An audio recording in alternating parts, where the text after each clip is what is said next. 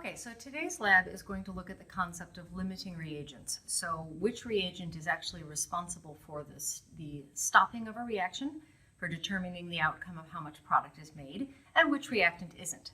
So in order to study this, we're going to take two reactants and also some water to keep volume constant.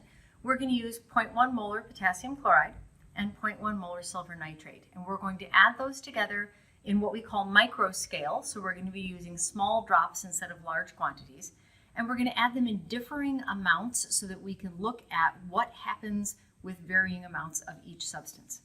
So in part one, I'm going to make 9 wells across, and I'm going to start by putting 1 drop of silver nitrate in the first well, 2 drops in the second well, 3 in the third well, and so on.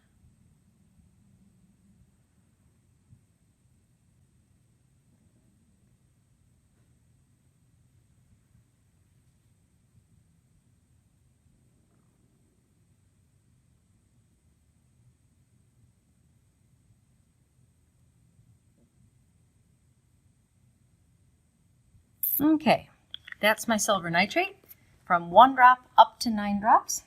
And now for part 1, I'm going to take potassium chloride and do the reverse. Start with 9 drops and go down to 1.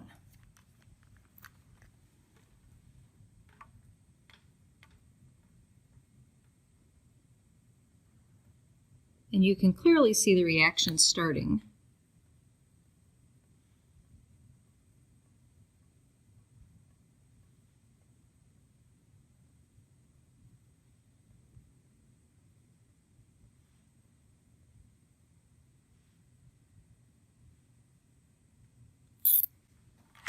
And now we're going to let that sit for a little bit, stir it up with a toothpick perhaps, and then we're going to come back and look to see if we see any trends in the amount of our product formed.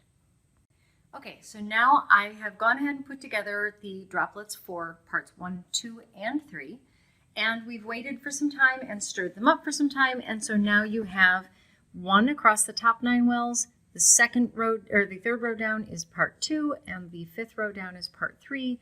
And that's there for you to look for trends, increasing, decreasing, or remaining the same.